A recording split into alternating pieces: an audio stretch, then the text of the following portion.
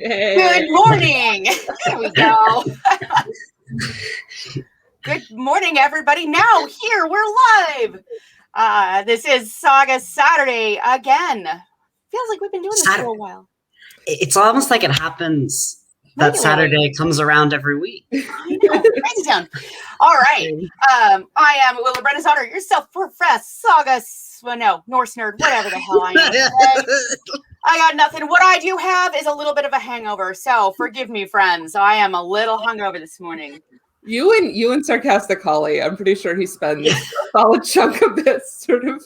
Totally fair. Totally fair. We have in store for you today a fantastic, irreverent, uncouth saga full of dick jokes and all kinds of. Yeah, just that. I guess that is the content warning, right? Like content warning.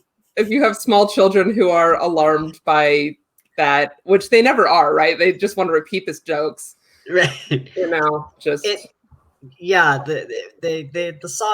tale gets right into it. Just immediately sets the tone. Indeed, it does. All right, you guys want to introduce yourselves, and then we can get this rolling. Yeah. Hi, I'm Bersi Edvardarsson. I studied Old Norse in school. And we actually looked at the tale of Sarcastic Halli in one of my classes because we were taking a look at a large, unfortunately not to be real one, because that's in Iceland, but a, what's it called? A manuscript copy of þáttr book, which contains the longer, full version of the tale that we're going to be talking about. And now I'm going to try to find the notes because I don't have them open my computer. And I am Dem Kinnahild. I did not study Old Norse in college. I did study Old English, though, so I have some street cred, I guess. And I just really like dead languages and the people who spoke them. So that's me. And I'm also like a 12-year-old, basically. My sense of humor is essentially in that ballpark, the kind of person who, when the number 69 comes up, like my first instinct is to go, nice. You are in good company with the rest of us here today. There's going to be some sort of snickering. That's probably because, as Bersi notes, this story gets right into, like, it does not. We spend a brief moment, with some historical stuff, and then we just dive right into it. Really quick. Oh, sorry. Go ahead. Oh no! Hear whatever you're gonna say. So I was gonna say this story, this þáttr, is part or þáttr, whatever, is part of a larger saga, but it sort of exists as there's a number of these that exist as these sort of self-contained stories that occur over a couple of chapters and can be pulled out and read independently. It does come to us in two manuscripts. So Morkinskinna, which is the one, if I remember right, that translates as moldy skin. It's actually just that's the translation that gives the context for English speakers, but it's like mörk means dark, like mirkwood, right? It means dark woods, right? So it's dark, it's blackened skin in reference to the fact that the actual, if you take a look at pictures of Morkinskinna, of course, it's made out of skin, right? It is vellum, and it has deteriorated so much over the years that in some places it's hard to tell the ink from the from the vellum because of how dark the skin has settled. So it's gross and moldy and blackened skin because of it's just not been very well preserved. So it occurs we've got one version of it from Morkinskinna and one version, as Bersi mentioned, from the þáttr book, which is, the versions are not identical. So the þáttr book is a bit longer. And I think the þáttr book, or the Morkinskinna book, is the translation that those of us who use this version, I think this is the Morkinskinna, because the discussion you were finding about more of the jokes about Queen Thora, the Queen Thora jokes in here are not what I would call maybe as aggressive as that discussion. Yeah, this one I know is definitely, so I just recently got, because I also have their copy of the Sagas of the Icelanders, but I got this book, which is Comic Sagas and Tales, which has several in common with that book, but then also ones that are not in that book. And so that's what I'm very excited about, is the ones I haven't read yet. But this one I know for certain is from þáttr book. And usually they translate the þáttr book one because it is more complete. It has more in it. Notably, Mörkenskinna is a manuscript that is clearly a copy of an earlier manuscript that we don't have. But Mörkenskinna is from 1280 and was copying a manuscript probably from the 1220s. And þáttr book is much later. It's from the 1390s. So these tales are, when they were rewritten, things sort of there's a perspective shift as to why we're writing them, how they fit into the larger king sagas. In þáttr book, it is a series of sagas about the Christianization of Norway, and really truly about the Christianizing kings of Norway, Saint Olaf Tryggvason, and their predecessor, Jarl Hakon, who is pagan, and so sort of setting him aside as in þáttr book, these different tales that sort of pepper the stories while we're still talking about sort of the king's lives and their accomplishments and how ruthlessly they Christianized the area, in the case of Olaf Tryggvason at least. These tales sort of come in to supplement and tell us a little bit more about the king's personality, or to showcase some way in which some aspect of the king's character. And so, for instance, if you remember from way back, our tale of Thorstein Shiver, who goes out to the outhouse and meets the potty demon. That particular tale seems like a weird, kind of humorous, kind of spooky interjection. And why are we hearing about this guy who never, ever comes up again? And it's because, in the end, he gets saved by the church bell being rung by the king, who is so holy. And it's one of the Olafs. I can't remember. I think it's Saint Olaf. And he's through the grace of God, everyone gets saved and blah, blah, blah. Everyone gets saved from the poop demon in the outhouse. Yeah. Right, exactly. And this particular one seems to be sort of highlighting that King Harald, who we're talking about in this, is one who loves jokes and getting into sort of bragging, but mostly just throwing insults at each other, which is really odd for Norse culture, sort of, because we tend to see people getting into similar tiffs that end in deaths. But here we have a king with a lot of patience, oddly, for a lot of verbal abuse. So I do want to touch on the king really quickly because for someone like me who's more of a early English historian than a Old Norse historian, this is actually Harald Hardrada, the king that we're talking about. Harald Sigurdsson is Harald Hardrada. So, think 1066, that first invasion up north by York. This is the Harald that fought at Stamford Bridge and then lost. So, so spoilers, I guess, if you weren't aware. By the way, he dies. Right. Not in this tale. Not in this tale.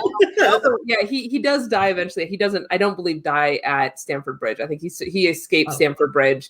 Other people, does he die at Stamford Bridge? That's what I had heard, but honestly, I guess you're right. Yeah.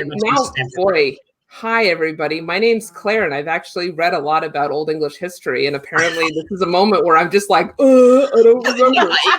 It's either you or me, and I don't know which one of us what's worse. All right. Well, let's get into this tale. Because I don't know where Harald died. It doesn't matter where Harald died because he didn't die here. So. Great. This one, though, we start off just right into it. So we have, we have a Halli who is traveling from Iceland to Norway. Happens all the time. He died on the bridge. He died on the bridge. He died on the bridge. He gets shot in the neck. Yeah.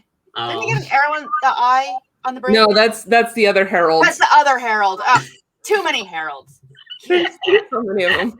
Ignore me. Okay, please. Let's. All right. Anyway, yeah, this story. So Holly has come over to Norway. They've landed, and they have several ships. They're full of trade goods.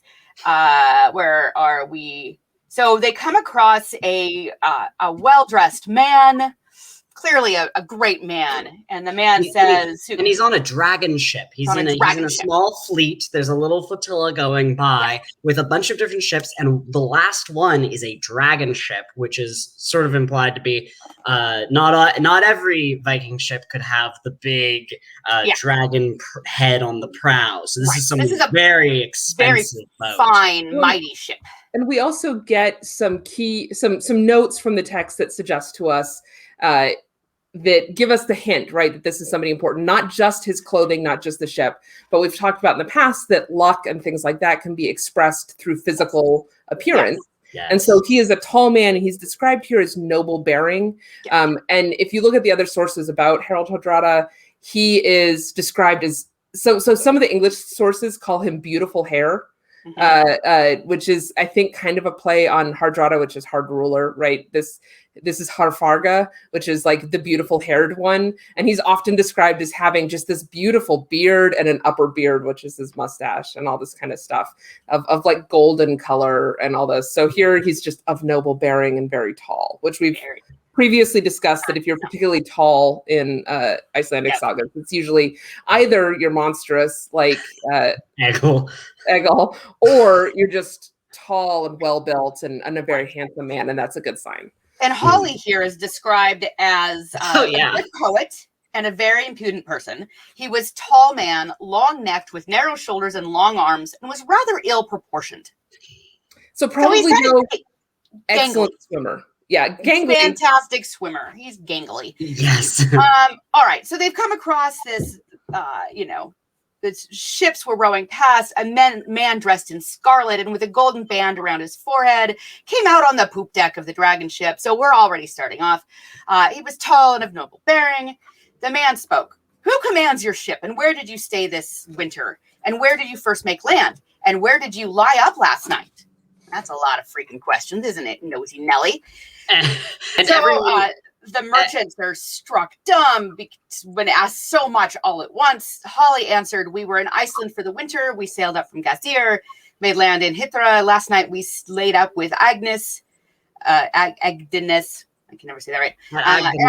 There you go. And our skipper is called Bard. The man who was in fact King Harald Sigurdsson then asked, didn't Agdi fuck you?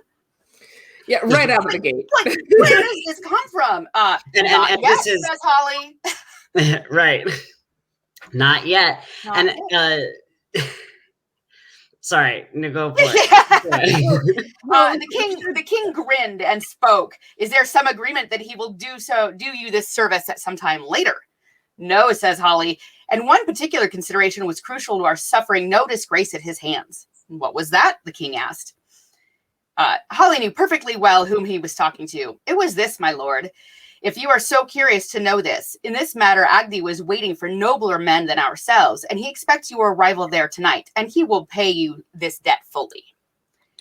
You are being extremely impudent, says the king. Well, so we've previously discussed need and what need can entail, and a big part of it is sort of sexual impropriety, right? Mm-hmm. And we've talked, if you go back to Gender January, we talked a lot about þáttr and bláthr and how being the receiving partner in a homosexual sex act is bláthr, though there appears to be a lot less shame placed on being the aggressor there, right. Like that's less shameful than being the receiver. So here, like, he's straight up to the king starts by trying to make these kind of grave insults, which we've seen in Icelandic sagas can go from 0 to that's a hell offense right there. Like that could have started a duel right there. Right. But so Holly is like, he gets this insult, which presumably, like, if he knows he's talking to the king, he doesn't want to be like, you want to fight me, bro? Right. because that's like the king has a lot of luck, but the king also has a lot of backup, right? Like there's a, so instead he turns it around and he's like, he didn't do it yet. He's looking for a better man than me. Exactly. Like you, Your Majesty, which, the king, what can the king do at this point, right? Like he started this. Right. There was he was the aggressor in this battle of wits. Mm-hmm. And you've had this moment where, all right, the battle's shifted. We talked previously about this. I think we've talked about it on this show. One of the sort of things that you would do at a feast is you had what's called you had these insult battles, right? Yeah, and you weren't supposed to cross the line, but you could get into these insult fights where you're like, and you do this and you do that, and then whoever loses is just like, yep, you got me, and they sit down and they're out. So we have a little bit of that kind of play fight going on here, but it's play fighting with something that could be real stakes. Right. And like Holly really wonderfully actually manages to diffuse the situation. Like he shoots back and he definitely sort of like wins the encounter, but like he does it by making sure that like, instead of being like, nah, he was waiting for you, he was like, he was waiting for far more noble a man than me. Yeah. So you have to take that compliment, right? And if you sort of deny the second part of it, if you're like, well, no, he's not going to do that, it's like then you're also denying the compliment, and so you kind of have to just right. Harald just had to kind of take it, right? Like he's like, yeah, I am the better man, so I'm going to get buggered. Like, right, yeah. All right, so they go their separate ways. Ta-da! Eventually. Bard and Holly, they end up with the king. Yes, they end up with the king. And this is where we get into, so the king has a reputation of, he already has a court poet, and he seems to like poetry and likes battles of wits. This is entertaining for the king, is these battles of wits among his subjects. So the king basically pits Holly against what's his poet's name? Thjodolf. So he doesn't start out by pitting Holly against Thjodolf. He starts off, so Holly's not there for Thjodolf's first thing. Oh, right. Sorry, the blacksmith Tanner thing is not. Hang on, we have skipped a key bit of information here. Yes. Right. So one of the first things we learn about the king after we learn that he likes dirty jokes is that he doesn't eat a lot. He only eats one meal a day. Yes. And he does, we find out later, does tend to eat quite a lot of porridge. And sometimes when he eats this one meal a day, he gets the food first and he starts eating while everybody else is served. And when he's done, much like the Queen of England, when he's done, everybody's done. Yes. So because he's getting the food first, people at the end tables are getting like 5 minutes max to like shovel as much food down as they can.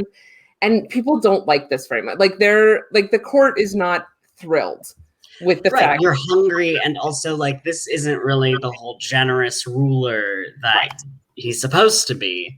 A hard ruler, this man, oddly enough. And so his signal that he's finished is by wrapping his silverware. It's not silver. Wrapping his utensils against, and his knife and stuff against the table, and then everything needs to be cleared away. Yep. And so this is sort of this tale often sort of plants a seed and then reaps the rewards later.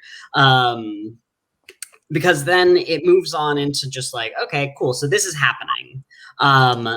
And then while out and about, Holly is now on the retinue. He's hanging around and people like him. He's he's probably just a class clown, a funny man who everyone's like, oh yeah, all right. Mm-hmm. This lanky, what a weirdo.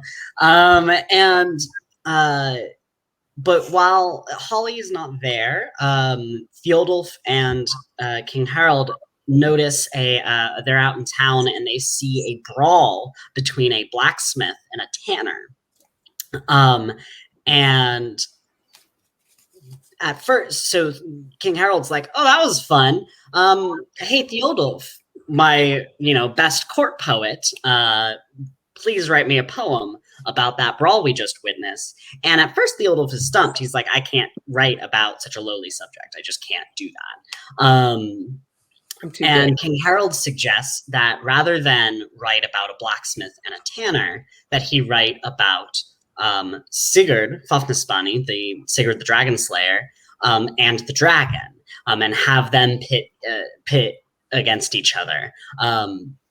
And then he, I think, also then follows up with a comparison. So he does that. Thjodolf writes this verse, and then I think the second verse is a comparison of Thor and giants fighting. And this is actually a particular section that we looked at in my Old Norse poetry class, as sort of showing how a huge major part of poetic composition is your conception of you have to use these legendary and mythical figures to make kennings work and to like have the poetic structure function properly. And a lot of like the kennings that a poet would supposedly just have in the back of their mind, like, oh, okay, I could use this one, I could use this one. They all have these legendary or mythological roots that, or just sort of like it's nature, it's like a tree or a wolf or something. And so at first he's struggling because he can't think of anything like specifically blacksmith or tanner kennings. And he's like, God, what am I going to say? But when he gets the suggestion, like, what if you made them into these people from legendary tales? He's like, oh, easy. And then immediately just cranks out 2 very nice verses, reframing this fight that they watched. So one of the few like not funny sections and just kind of like, oh, that's cool. But then of course it's followed up by Holly hearing about these lovely verses that were composed. And Holly's like, honestly, that he's way better a poet than me. Thjodolf is like way better a poet. I really admire the guy. But then he is noted to have said, like, but it's kind of hard to tell whether or not I would have been able to write a better poem because I wasn't there. And this particular part, even though he was saying, like, I'm actually way worse a poet, was taken out of context and repeated later. And the king hears about it and is under the impression that Holly thinks he's a better poet than Thjodolf. Yeah. And so decides, King Harald is the one who decides, I'm going to pit my 2 poets against each other and see who comes out on top. Because King Harald just likes to cause drama in his court. So as we get to this part where they're starting to compose these competitive poems, which a little bit later I do want to talk about King Harald and why he's a terrible king in this story. But one thing that I thought was really interesting is at the beginning of chapter 4, we meet Tuta, which is the dwarf who is going to be the subject of these poems. But they talk about briefly King Harald's coat of mail that he had got when he was down at Byzantium, and it's named Emma. And I thought this was really interesting because often in sort of these heroic poems, we have named weapons, and you'll occasionally have a named shield, but a named mail coat. And the name Emma is this Norman name. It gets used in, it's not I guess not Norman at this point, but it gets used in Normandy. And then it's later the name of the great aunt of William the Conqueror, who was a queen of England repeatedly. She got married off to like 2 different kings. And in England, I think she goes by Athelgifu, but her given name was Emma. And so she's like in the cultural milieu at this point. She would have, she was a queen of England twice, right? So, and I think one of the kings, she's the mother of Hartha Canute. So she was married to Canute that would be 1014. This story's taking place in like the 1050s, if I remember correctly. Obviously, if Harold dies in 1066, right? Like this can't be too far distant from that. So 1014 to 1050, that's not that far. Part of me wonders if this reference is a reference to that Emma, but I don't know if it would have been so uncommon a name or... Whatever. Know for a fact that there is an explanation Can I remember it? No, but it is in the rest of Harald's saga. Okay. The story of the naming of the coat. I vaguely remember. I'm like, yeah, no, Emma. I remember that, and then I just have no idea. Yeah, but it could be that. Yeah, who knows? Anyway, so we have this dwarf who they actually dress up in this coat of mail. That's how the coat of mail comes up. So he dresses them up in the coat of mail. He puts a helmet on his head and girds a sword on him. And then Tuta walks into the hall, and the man seemed to wonder because... Yes. Well, the man seemed to wonder, I think, mostly because it was noted that Emma is an exceptionally long mail shirt. So we have a dwarf. All the way down. King Harald is already a tall man of large in stature, right? And this particular mail coat reaches all the way to his feet when he's or to the floor when he's standing at full height. Yeah. And so already a tall man, already a very long coat, now being put on a very small person. Yes. And so it's just, you can imagine it's probably just dragging along on the ground behind him. And so that is he seemed to wonder, a marvel. He seemed, it was interesting to look at this dressed up person. And so then Harald asks for someone to write a poem about what they were all witnessing here with Tuta. And then Sarcastic Halli does. And it was actually quite nice. It was, if I remember correctly, it was just sort of... Yes, but. So I'll read. Yes, but. Yeah. Yes, but. So what Halli comes up with is, a kinsman of the Frisian clan appears to me in chainmail clothed, decked out with a helmet. The dwarf goes round the court in ringmail. At dawn, he never frees the fire. Our Tuta, veteran of many kitchen raids, I see swinging by his side of the rye bread's waster a sword. So, like, it's nice, but right. Like, this dwarf hasn't missed a meal. So again, we're bringing up the food thing. We got some issues with food in here, right? So, and there's a little bit of a dig there in that Tuta goes and raids the kitchen, which I'm guessing he's probably not happy about. Right, and he shouldn't have to, because a good king would be a good king would provide. Exactly. Right. So this is a little bit of a dig on the king for not being a good host and not providing. And if you weren't clear about that at the end of the poem, the story goes on to make it explicit. Yes, that he's annoyed because the king finished eating, and like the very next moment is the king finishes eating, he raps on his thing, and Holly's just like, mine. Yeah, he keeps a chop off of the dish, and it's like standing there eating it. This chop, and then he says a verse, which is, "I don't give a damn for Harald's hammering. I keep my mustache munching on, and full fed I go to bed." And then he, the next day, says another verse in a similar, when they've taken their seats and they're ready to start eating. He says, "For butter I'll have to barter, O king, my sword and speeder of the clash of shields, my red buckler for bread." That was kind of weird, back and forth sort of clauses there, by the way, but it's just like, I'm going to barter my red buckler for bread from the king. And note that Halli has come into the hall with his sword and his shield, and he is armored up. Like, he is like, I'm going to have to go find my own food. Like, right. The helmsman's warriors hunger. We walk around really wanting food. For sure, my belt draws ever nearer my backbone. Harald's starving me. Yeah. And the king didn't answer and acted like he hadn't heard it. But a little later, they were out walking in the street, and Halli was in the procession, and he rushed past the king. And so the king said, "Where are you heading, Halli?" And Halli answered, and this is, by the way, said as a verse, "Where are you heading, Halli?" Halli answered, "I'm briskly running to buy a cow." "You've probably ordered some porridge," said the king. "When buttered, it's the best of food," said Halli. And then Holly ran into a house and then into a house. I do think it's just some random person's house. He just goes barging into some poor woman's kitchen. And then got him, asked them, and I guess they just give it to him. They're hospitality rules, I guess. And he's just like, give me some porridge. And he sat down with a kettle of porridge and starts eating.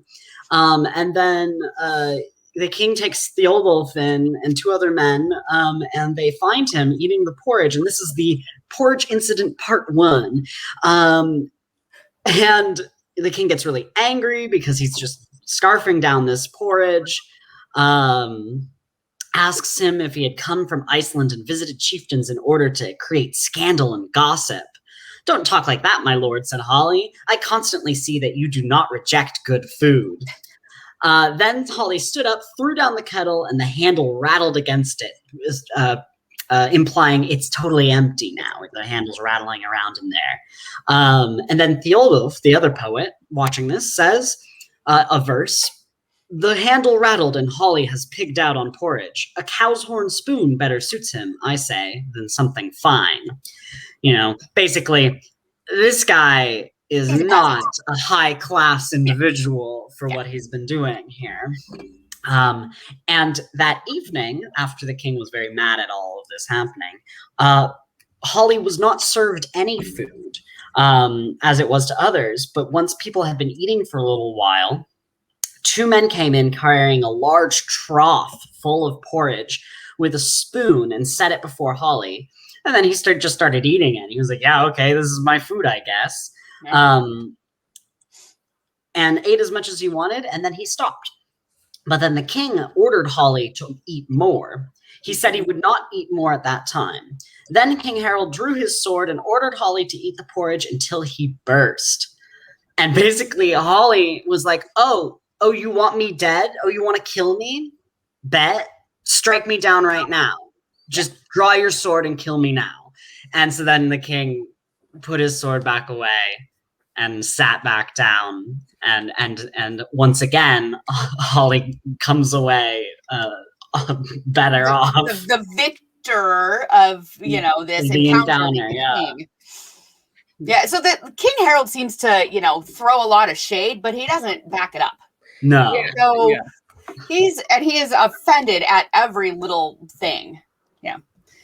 But so then a couple days later, we have basically most of this, as you may realize, most of this tale is like really small little episodes of Holly being clever, and being put up against this adversarial king, basically, and then winning the challenge, sort of proving himself over the course of these many challenges. So the next challenge is þáttr the Dwarf, who actually says that he really likes him, and it's made clear that he really liked the poem that was written about him from earlier. þáttr has to walk down the hall with a piglet and offer it to Holly, but Holly needs to compose a poem before he gets there, or the king will kill him. But the king tasks þáttr to only tell him this once he had made it halfway down the hall. Yeah. And so he's reluctant, but he does it, and he gets halfway down, and he's like, Holly, make a poem about me before I get to you, or you'll die. And then Holly just stands up and recites a verse, and the king's like, okay, I guess you won that one fair and square. Right? Nice job. Well, he doesn't just recite it, he composes it. Like it's very clearly about this exact moment in time, because he the piglet's coming towards me, and we've got the swine's red sides I see. I recite a poem rapidly made. A warrior has burnt the swine's snout off. May you live in good health, king. Now, parts of this obviously are going to be like these sort of rote chunks that you would have memorized ahead of time. So from a ruler well regarded, the poet received a blank, right? Like you could imagine somebody filling those bits in pretty quickly, but then obviously he's going to have to be able to, one, make sure that the meter and the rhyme and the alliteration all works. He's doing this incredibly rapidly. And then the last line, may you live in good health, king, that could come from any poem under the sun. That's it. Yeah, that's kind of a throwaway. It is a nice little dig at, like, you keep trying to kill me with food, because you're an asshole. So good health, dude. And I want to also say, like, not only is all those things, they're all trying to fit in and everything, but remember that this isn't like, I'll say, okay, I'm going to say this and then say that. And the clauses, the words, the actual words are getting completely scrambled around so like the sentence, may you live in good health, king, may be completely interjected with all the stuff about the swine snout. It would be like burnt off swine snout, king, health, may you live. And like things all in different orders just to make the meter and everything work. And so all of it's like 4-dimensional chess is happening in the time that this guy can walk halfway down the hall. And yeah, he has to make sure that it is clearly not a pre-composed poem and about the actual things that are happening right there. Oh, I see a dead piglet, the swine's red sides I see, things like that. So pretty impressive. Holly's showing himself to be actually quick thinker on the fly, even with these kind of rote pieces of poetry that he's just got in his head, to be able to customize it and think on the fly. Then we could go into the king. Was it the king requests it? There's a droppa in here. Yeah. So the next section is this back and forth between the poet Thjodolf and Sarcastic Halli, because Halli comes up and he says, "Hey, I have a droppa I want to perform to you." And the king's like, "Oh, have you ever made a droppa before? That's a really long form, like pretty impressive thing to do, especially." And it's kind of like a big risk to take if your first one is about like a king, because you got a droppa about a king needs to be incredibly well composed and very it has to be full of praise for the king because it's part of the king's like enduring reputation. And so, "Oh, okay, you wrote a droppa about me. Have you ever done that before?" And he's like, "No, I haven't really made any other long form poems like this." To which Thjodolf says, like, "You're lying. I know that you've written a long form poem. And it's called, where did it go? Cold cow versus. Yeah. The Cold cow versus. Yeah. Polled cow verses, which he composed about cows he tended in Iceland. And so a pretty lowly subject. So this is an immediate dig. This is immediately clear, like, oh yeah, he wrote a verse before. It wasn't about a king. It was about cows in Iceland as a farmer. And Holly's like, "Yep, I did write that." You did food trough verses. So which is more lowly, talking about food or talking about cows? Like they're right. And he's like, if I'm gonna perform my polled cow verses, well then Thjodolf needs to perform his food trough verses, which he also composed out in Iceland. And it's fine that Thjodolf should attack me or denigrate me because my eye teeth, which I'm not exactly sure, is that the canines or something? Or maybe the wisdom teeth? I would like to know what the eye teeth are. And molars have come in so that I am quite able to answer him word for word. And the king grinned at that and thought it would be fun to set them against each other. So he's just an ass, is what. Yeah. And so they, Halli says that, like this poem that Thjodolf wrote was about how he was carrying coals, which is sort of alluding to the insult klodbitter, a coal biter, as a stupid kind of layabout person who's not useful at all, a coal biter. And so he's capable, and that he said in his own poem that he was incapable of very much intelligence or of little more than just carrying the coal. And so they go back and forth, just totally ribbing into each other, insulting each other, and they both perform their poems. And the king said, "Both poems are minor, and moreover, the subjects are trivial. But what you composed, Thjodolf, was even slighter." So in the end, Holly's cow polling, not polling, but like a poll, like a count of cows, was more interesting than the one about that Thjodolf wrote.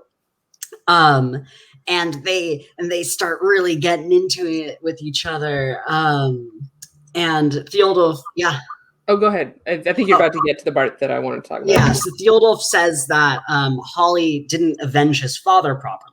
Right. To which Holly's like, okay, yeah, I was a child when my father was killed, and then there was a settlement, which is how it's supposed to go. And if you're a peacebreaker, that's really frowned upon. So I never avenged my father's death because it was already settled. Like, that wasn't something I was supposed to do. And then he shoots back. But I heard that Thjodolf ate his father's killer. And this causes a huge uproar. Everyone's like, oh my God, like, what did he do?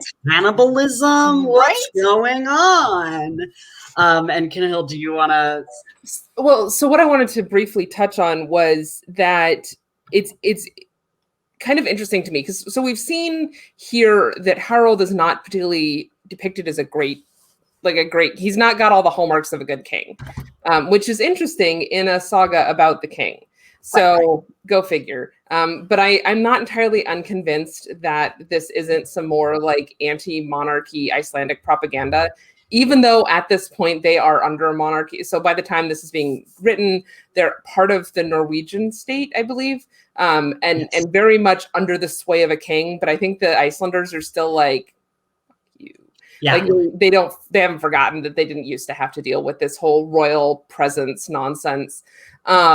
So I think it feels to me like we've still got some of that, but this was a moment that I thought this is what kingship is supposed to be in a more medieval sense than in a early medieval sense. So here the king is preserver of law, which we have learned already. Law is incredibly important, not only in Iceland, but also in Scandinavia, or mainland Scandinavia, though in Iceland, you have this really strong tradition of sort of legal settlements to disputes, though it doesn't necessarily stop people from killing each other. But there's still this notion like you have to call a lawsuit and people follow through all that kind of stuff. So here the king is being right behaved by saying, no, you know what? Legal settlement, that is absolutely more important than the equally important honor that is associated with avenging your father's death. But you know what? You guys came to a legal settlement. Once you've done that, killing somebody is a bigger problem. Like, we're trying to get you guys all to stop just murdering each other, because there's only so many people in Iceland, and if the gene pool gets too small, we're gonna have a bigger problem. Indeed. So we have so here we have an example of the king actually behaving appropriately for once, which is interesting. And we're gonna see the flip side of this though a little bit later with Einar. So we'll talk about that again. I love Einar. So anyway, then we have, is it cannibalism? The great taboo, right? Like, this is sort of one of those you hate your father's killer. Yeah, this is a big deal. So and so it's a big uproar, and he says, the king says, okay, that's a really big accusation, and he does put the onus of providing proof of that. You can't make an argument and then not try to. The burden of proof is on you, buddy. Yep. So what you've said is true, Halli. And Halli tells this tale, which, interestingly, the poet Thjodolf, who is mentioned here, is probably not the son of Thorljot, who is mentioned here in this tale of Sarcastic Halli. There was a very famous poet in Harald Hardrada's court named Thjodolf,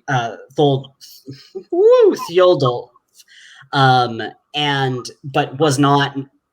So this particular section is probably just totally made up, whether by Halli or by whoever the author is here. Right, yeah.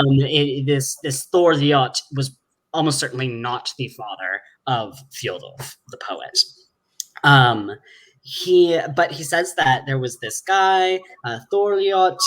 He was very poor. And at the thing, a whole bunch of farmers who were wealthier decided to, they always want to care for the poorer farmers because they're all part of the same community. And so some farmers sent some like cows, and Thorliot took a calf and weirdly tied a rope around his own neck and the cow's neck, and led the cow with the rope around his neck. We can already see bad things are about to happen. Right. Like, this is not how you transport a cow. It's described as a noose. It's really... and so then they get...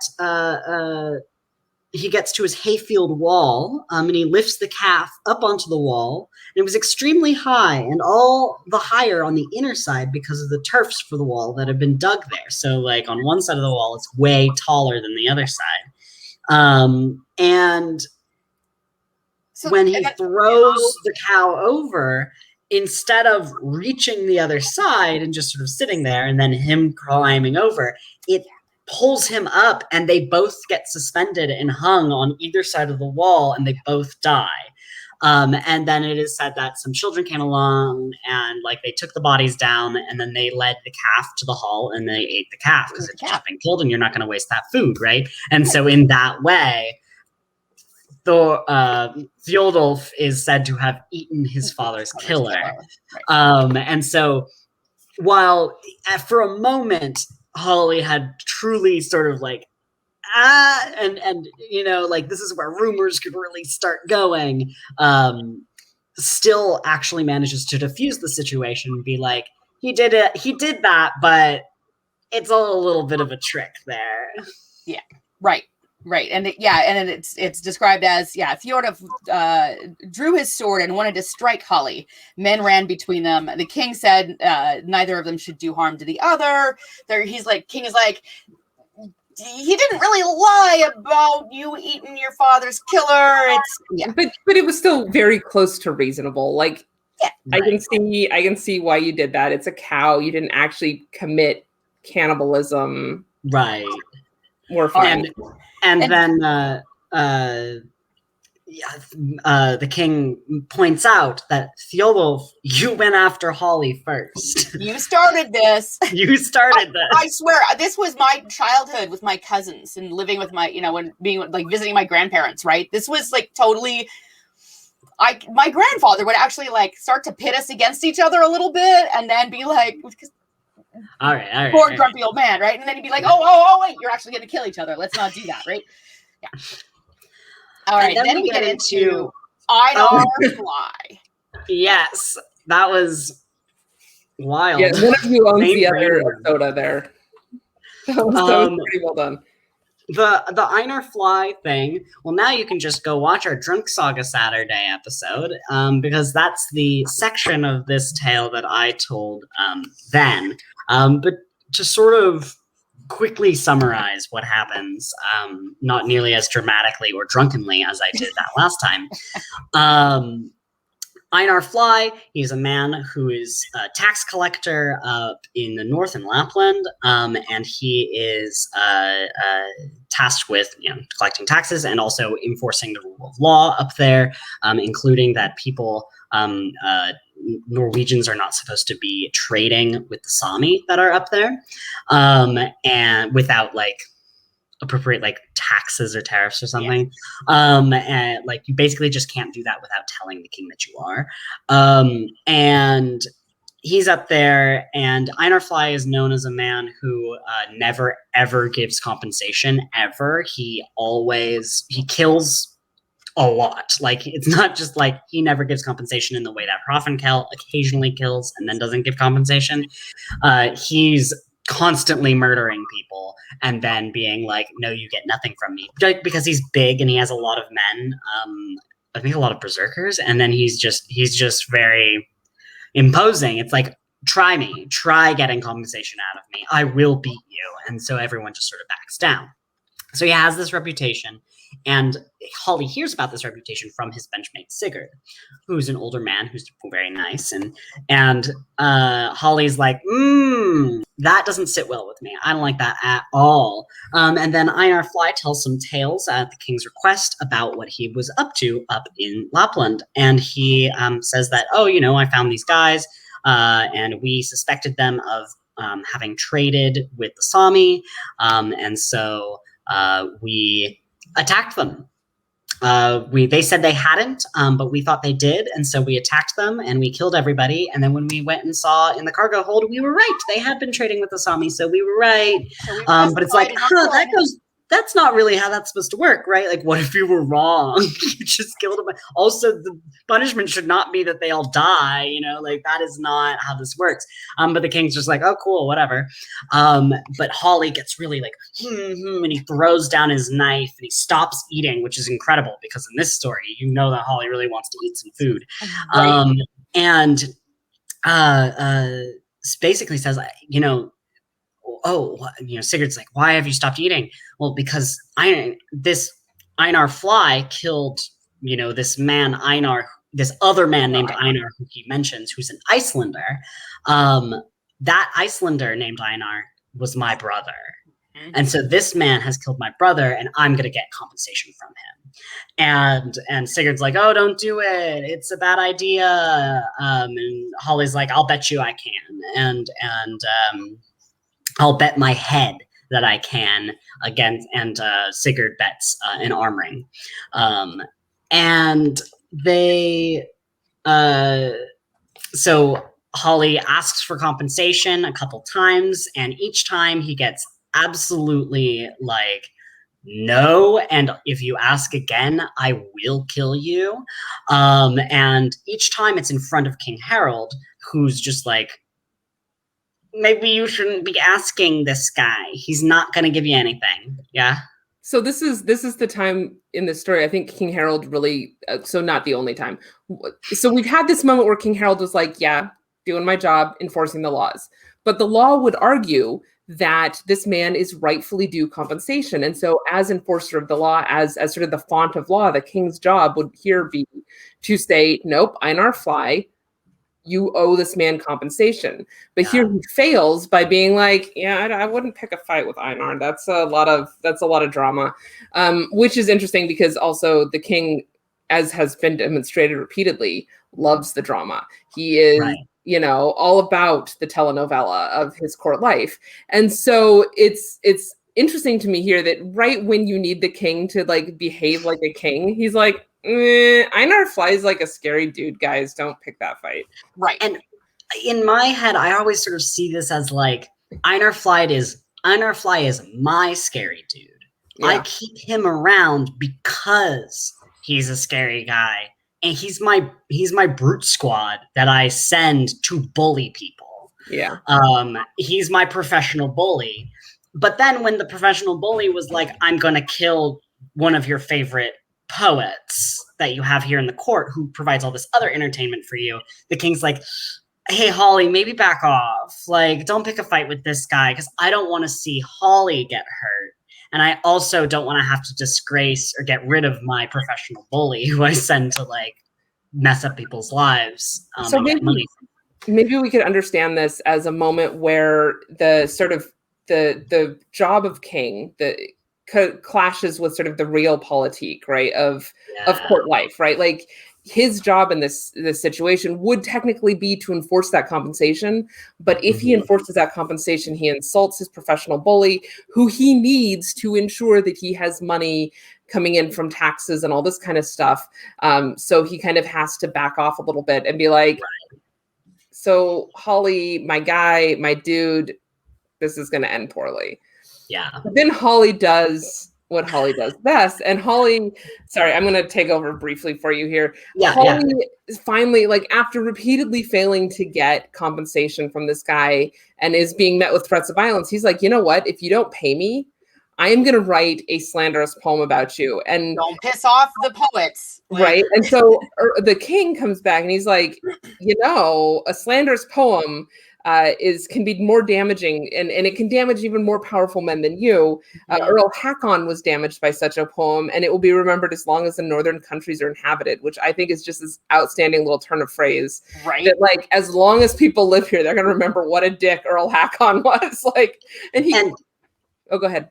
Oh, I just thought it was so clever the way that, because Holly, were he to directly threaten that would be a direct threat. But instead what he says is, I had this dream last night. It was so interesting because in this dream, I was there, but I was this poet. I think it was just another Thor somebody. Yeah. Thorleif. Yeah, Thorleif the poet. I was this poet, Thorleif, who very famously wrote this poem about Earl Hakon, right? And weirdly enough, Einar was there too, except he was Earl Hakon. Weird, right? And I composed this slanderous poem about him that everyone, of course, already knew. Everyone knew this context. Everyone knew who he was talking about. And then he was like, and I can still remember a few of the verses. And then he walks off down the hall, muttering under his breath. and so the king's like, that was not an empty threat, my guy. You should really back off, because we all know about Earl Hakon because of this poem that was written. So what I've got to ask is, does the poem about Earl Hakon survive? Do we have that recorded? I don't remember. I think it might be fragments, but I don't think we have the whole thing. But and we definitely also have other things that Thorleif, that poet is a known poet. Yes. You know that skald, and he has other work as well. And he did do some defamatory poems, which Holly is also very good at. Yeah. So the king basically says, Einar, dude, all right, just pay him out. Just pay out the claim, right? Because you don't want to go down this path. Einar. Einar's like, I don't want to pay him. I would very much like to kill him. And so he tries to play a little trick where he says, all right, fine. Holly, go to the treasurer. He has my purse, and ask for 3 marks of silver from my purse, and that'll be your compensation for your brother's death. And so Holly's like, okay. And he goes to the treasurer, and the treasurer says, like, okay, here's the purse. There's 4 marks of silver in here. And Holly says, I am only to have 3. And he takes the 3, and Einar a little later is like, ha! Did you take all 4 from my purse? And Holly's like, you thought you were going to make a thief out of me. And then because if he had taken all 4, then Einar would have a claim of thievery, and he could, So exactly. Holly is smarter than that. And she's like, nope, I just took the 3 that I was entitled to. You can't get me like that. Yeah. And so for the first time ever, Einar Fly has actually given compensation for a killing. Yep. And Holly goes back to his bench, and his benchmate Sigurd, all throughout this, every time he gets threatened, was just like, I'm calling off the bet. I'm so sorry. We should not be doing this. You should not be doing this. Come sit back down. Please, please, please. And Holly comes back, and Sigurd is like, wow, you really did it. You managed to get it. I can't even believe it. Right. The line is, you have no equal in trickery. Right. You deserve this ring. And then Holly says, honestly, that's so nice. You're the best of men, Sigurd. You've been sweet and kind the whole way through this. Honestly, you should take that ring back, because that man that Einar killed, he wasn't really my brother. He wasn't really my brother. I was making that up. And that's when Sigurd's like, oh, you are truly the most treacherous person I've ever met. And so Holly gets away with it again. And this is one of the largest, this is the biggest trick that Holly plays, and the longest segment of this, really the climax of Holly's trickery. And then it basically goes on, and he does almost the exact same thing again a little later, with the whole dream thing. But yeah, he goes to Denmark. Yeah.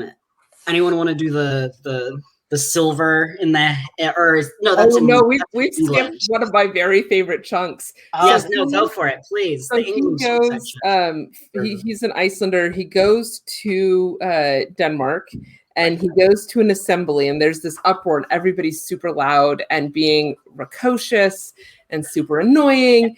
And so this guy named Raud is like, God, I wish these people would be quiet. And Holly's like, oh, I can get them to be quiet, guys. And he's like, oh, wow, if you can do that, I will, you bet your head and I'll bet a gold arm ring that weighs 1 mark. And so Holly's like, you're on, my guy. So the next morning, they go to the assembly. There's still, people are just shouting and it's so loud. And it's so loud that assembly business can't get done. They've tried this twice already, but everyone's shouting so much, no settlements can be heard. Yep, nothing can be done. So much like in the call and response, like, hey, so-and-so, are you here? No one can hear anybody. Yep. So Holly jumps up, presumably onto something, and shouts as loudly as he could, listen, everybody, I need to speak. I've lost my hone and honing grease and my bag with all its tackle, which is better for a man to have than to lose. Which is just like the most Shakespearean dick joke. Right? He's like, I've lost my balls and tackle. And everybody goes silent. And they're like, is he nuts? Like, what's going on here? And maybe he's got some message from the king. What? And Holly, why did he just yell that? Right? Like, why is he shouting like obscure references to his penis? Like, what is the deal? But it got everybody to be quiet. Right. So everyone shuts up. And then they realize that they were all being kind of made fun of a little bit, and they get loud again. And so technically he's kind of lost the bet. Like, he got everybody to shut up, but they didn't say shut up. But Holly takes the ring and he books it. And what's great here is Raud wanted to take his life because he thought he'd been an enormous cheat. And Holly just keeps from the assembly to England. Yeah, Holly just ran all the way to England. Which I really briefly, I don't know. I know, Ula, you've probably acted as court herald in the past. I don't know, Bercy, if you have. But there is definitely this moment when you're trying to get everybody to draw nigh and shut up, and you can't say draw nigh and shut up because that's not appropriate. But you're trying to get everybody to pay attention before the crown comes in and like focus it up, like bring it in, guys. And there's part of me that would love to do just like this little scene, like just stand up. I need to speak. I've lost my penis and my testicles. Just like watch one, and then though you'd have to book it, and this is because you wouldn't have to book it necessarily because you want to bet, though you could make a bet about this ahead of time. So don't tell your friends about this whole incident and then make a bet. But then I think you really would have to like drop. Yeah, you just the guardsmen are just on you. Yeah, you just gotta go. But I do, it would be hilarious. This is basically my favorite scene in the entire saga, largely because like I can kind of like for one moment like empathize with Holly because you're trying to get everybody to be quiet, pay attention, right?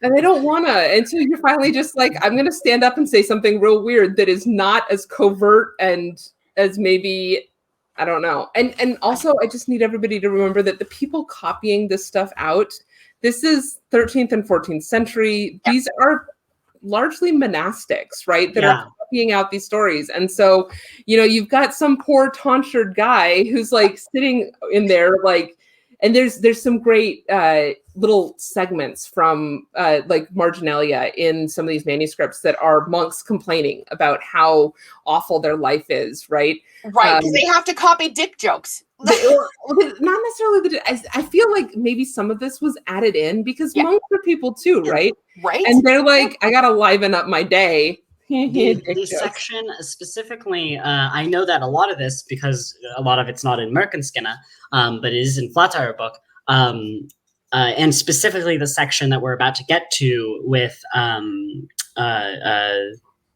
a little later with Queen Thora getting insulted, was, we know for a fact, added in by a priest. Right. Not just any monk, a priest was writing this in and added the section where a queen gets it's very vulgar.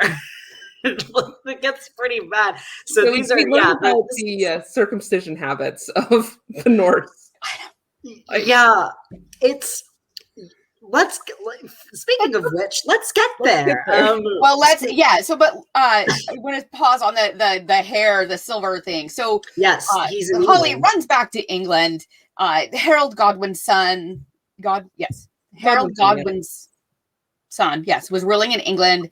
He went, Holly went straight to the king, composed a droppa, asked for a hearing, got a hearing.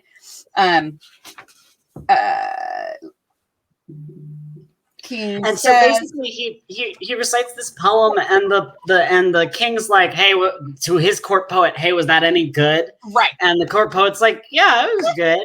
And then Holly's like, okay, I'm out.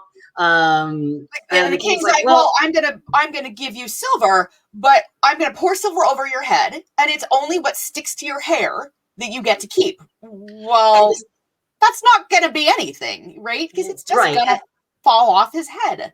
And the reason why this is his compensation for the poem, because you're supposed to compensate people, especially when they've composed a poem about you, is because the reason why he asked Holly to stay first. He's like, stay in my court. Right. Specifically to teach my court poets that poem so that it can like get passed on and be part of my reputation. Hey, if you wrote a good poem about me, I want to learn it. Because we just heard it, but we're not going to be able to, we didn't memorize that after one hearing. And Holly's like, no, I'm going to leave anyway. And so the king's like, well, that's kind of a shitty gift. Like, thanks for the poem, but you didn't even really fully give it to me. So I'm going to give you some silver, but not actually. Right. So Holly runs outside to the shipwright's yard. He asks if he can go to the bathroom. Oh, yeah, right. He asks, hey, I gotta go to the loo before you pour silver on my head. Can I answer nature's call, is what he says. Race outside, and he puts tar in his hair, and he makes like an upside-down umbrella of tar. Comes running back in, kneels down, and is like, all right, pour the silver on my head now. And the king's like, shit, he got me. Like, again. So he pours silver, and lo and behold, Holly's able to keep a lot of silver because he's made this bucket of tar out of his hair. It takes so long to get. Right, and then I guess he just shave it off afterwards, because this is never shipbuilding tar. Ship tar. Gross. Holly had plenty of money and wanted to go very far away. because the poem that he wrote, which the reason why he didn't want to stick around is because he like sort of cobbled it together, and it was shitty. It was a really bad poem. And if I had stuck around to teach them, they all would have realized how bad this poem was. And so it would have been way worse. And so he's got his silver and he wants to get out. But the problem is that the ship is full. The ship that he wants to get away on is full of passengers. And so he pulls another fake dream trick, and writes this really cool and intense verse about, which I'd love to read out loud. Yeah, let's read it, because it is a great verse. So he's like, he wakes up and he says, it seemed to me, he said that he was finished with asking for passage away from there. And it seemed to me as if a terrible looking man in this dream came up and recited this. There's roaring where I've grasped the tall seaweed since giving up my life. It's very clear I'm residing with Ron the sea goddess. Some have lodgings with lobsters. It's bright staying with the Whitings. I have lands beyond the seashore. So now I sit pale in heaps of seaweed. Pale seaweed undulates about my neck. Pale seaweed undulates about my neck. So a very creepy dead guy at the bottom of the sea. So he's basically saying that he dreams that the ship goes under and everybody drowns. Right. So now nobody wants to get on that ship, and lo and behold, there's room for him on the ship. He's amazing. He's such a clever man. And so he gets on, gets passage, and then said that it was a trick of his and no dream. But then when he finally gets back to King Harald, and he's warmly welcomed, the king asks him if he had composed any poems about other rulers, and Holly spoke this verse about the poem that he wrote for the king in England. I composed a Thula, which is a kind of poem, about an earl. Not among the Danes has a poorer droppa appeared. 14 mistakes in meter and 10 terrible rhymes. It's obvious to anyone it goes upside down. So he has to compose who knows how to badly. So he has to compose, who knows how to badly. Sorry, weird. It's got a weird cadence to it. Just really briefly, as a person of Danish extraction, it's a little insulting to be like, not among the Danes, those people who can't write poetry for shit. Has such a bad poem been written, you know. Yeah. I guess. Yeah, we're better at modern and it seemed to him that Holly was always entertaining. Yes. And then... But then they go to the Gula thing. Yes, and here comes Queen Thora. So basically, we begin this by sort of setting up, once again, that Holly is a very vulgar person, and that the king and Holly have a very vulgar rapport with each other. Yes. They talk to each other like this constantly. And it was said in the beginning of this tale that King Harald has a lot of patience, especially when he's in a good mood, for sort of vulgar verbal abuse. And so at the Gula Thing assembly, King Harald asked Holly how he was doing when it comes to ladies, and Holly answered, "This Gula Thing's great. We fuck whatever we fancy." And that's just sort of left there, and then they go on, and Thjodolf has to end up serving food when it was supposed to be him and Holly doing it, because Holly was too seasick and was lying down underneath like a boat. And Thjodolf almost fell when he tripped on Holly's leg, and so sort of gives a little jab in at him, referencing this past verse that he said about the Gula Thing, about how he was fucking everybody. Right. And Thjodolf's like, sticking out from under the boat is a soul bucket. Like as in a foot soul, a soul bucket. You're fucking now? And Holly answered, "I made this servant into a waiter and caused Thjodolf to cook the food," you know, and so they're kind of getting at each other. Back and forth. They keep going, but Queen Thora was on the expedition and she didn't like Holly. But the king liked him and thought that Holly was always entertaining. And then Holly, oh yes, the axe. There's this beautiful axe that the king is holding and carrying with him, all of his adornment, and I recommend reading about the adornment if you're interested, because it's all like inlaid with gold and wound with silver and has a precious stone set into it. And Holly kept looking at the axe, and the king noticed and asked Holly if he liked it, and Holly said he liked it very much. "Have you seen a better axe?" "I don't think so," said Holly. "Will you allow yourself to be fucked for the axe?" So once again, not something that you can say yes to as a Viking man. Yeah. And he says, "I will not," said Holly. "But, it's understandable to me that you should want to sell the axe for the same price that you paid for it."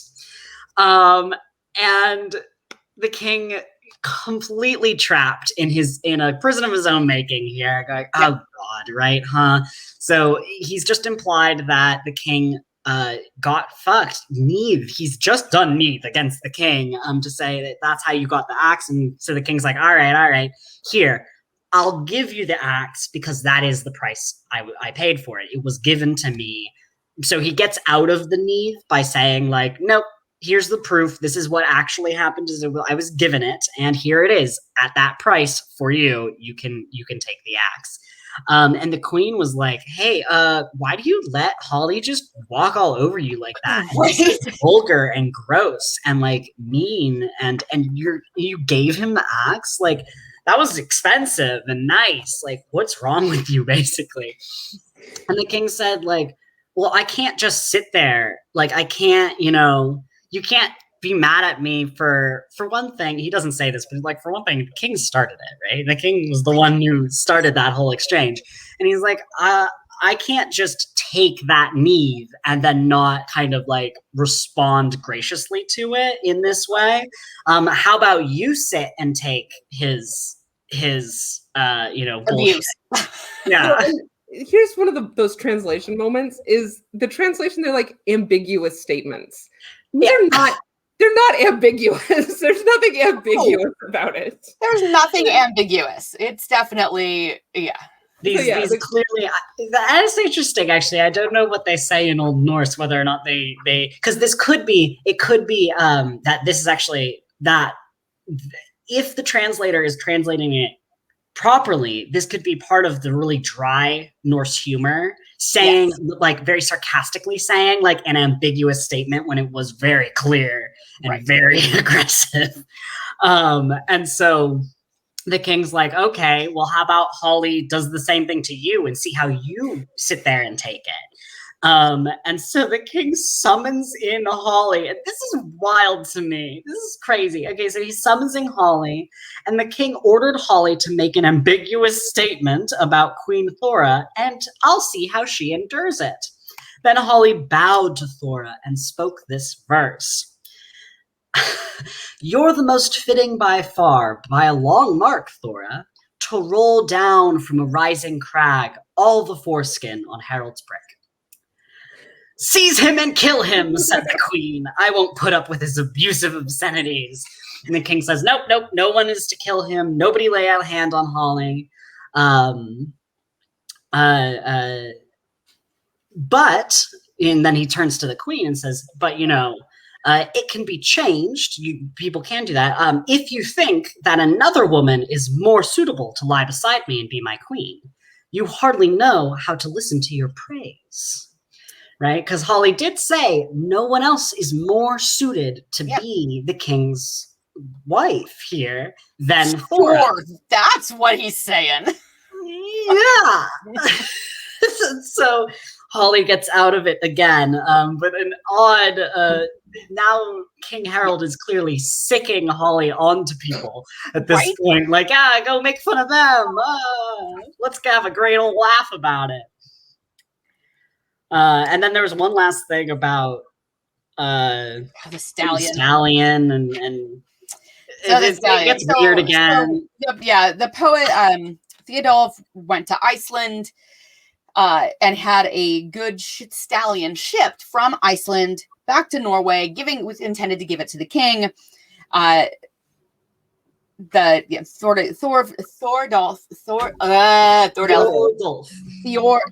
that dude, had the stallion led into the king's courtyard to show to the king. King went to see the stallion, and it was big and fat. Holly was there when the horse stuck out its prick. Holly spoke this verse. Always a young she-pig, Thjodolf's horse has wholly befouled his prick. He's a master fucker. Tut, tut, said the king. He will never come into my possession at that rate. So basically, you've taken this impressive gift, right? This fine stallion brought all the way over from Iceland, and basically Holly is implying this horse fucks pigs, and so you've denigrated the gift in such a way that now if the king accepts it, the king is accepting some sort of unnatural animal. So that's the insult. There is basically he's like he takes Thjodolf's clearly very fine gift, this guy he's been fighting with this whole time, and is just like, your horse fucks pigs, right? Which is there's a lot of questions that go unanswered there, and I'm not going to be the one to answer them. No. There are sometimes questions that just shouldn't be answered. So then we come to the end of Holly's tale, and one of the things that I've noticed is throughout this story, after the incident with Einar Fly, the king constantly is just like, you can do what you want, dude, but go wary of Einar Fly. And you would think that this would lead to something, but it never does. No. Like, I want more. I want another encounter with Einar Fly. He's like you've got this strand of a tale. You go wary of Einar Fly, and nothing ever comes. Nothing ever happens. So instead, Holly goes back to Iceland, settles down. Eventually, he runs out of money, takes up fishing. They had a hard time getting back to shore once. That evening, the porridge was brought to Holly, and when he had eaten a few bites, he fell backwards dead. Like, he just died eating his porridge. This poor dude is porridge death. And so then it says that Harald learns of the deaths of two of his men from Iceland, Bully the Elegant, which is likely Bully Bullison from Bully Bullison's tale, and Sarcastic Halli. And so then they're just like, oh, everybody knows who Bully Bullison is, so we're going to do a little bit about him. The warrior must have fallen victim to spears. But of Holly, the king said, the poor devil must have burst eating porridge. And then the author just comes in and is like, and so I conclude the story of Sarcastic Halli. And we're done. So Bolli died a warrior's death, killed by spears, and Halli choked on his porridge. Like burst on his porridge, just as he had been ordered to do so by King Harald earlier on. Yep. So it was indeed porridge that ended up killing the man. It is. Although it was. Strangely. So that is the tale of Sarcastic Halli. Stupid and irreverent and full of dick jokes and porridge. So yeah, that's all we got. Which I guess I'm glad that there's not that American Pie moment in this story. Like you bring these two topics together, and you're afraid at some point there's going to be that moment, and it's not. I did not put that together, so thank you for putting that visual into my brain. Look, that movie came out at exactly the right time. Like I think came out right as I was graduating high school, and so yeah. It came out before because we made jokes about it year there when I was at string camp. So because you can't not, right? Like after band camp joke, you can't not. Band camp jokes. It's true. This one time at band camp, everybody drank. Right. But yeah, I have a whole bunch of other funny tales now. I'm gonna have to get that in the future to do more funny ones. I'm gonna because I do love the irreverent funny. Yeah. So we still have to figure out what we're doing next time. So we'll figure that out on the back end and let y'all know. We haven't gotten that far. So do we have anything else to wrap up here other than nothing? But out for fun at court later, I guess is where I would. Yeah. I would be the sacrificial, as Rusty puts it, the sacrificial herald on that. I will get their attention with a little, I'm not going to dare you because I don't doubt your. I have absolute faith. I don't need a dare to do something stupid. History has proven I just do it all on my own. So that is what we've got for you. And, thank you all again for joining us on a Saturday morning, afternoon, whatever we are. And that's what we got. We'll see you next week. We'll see you all next week.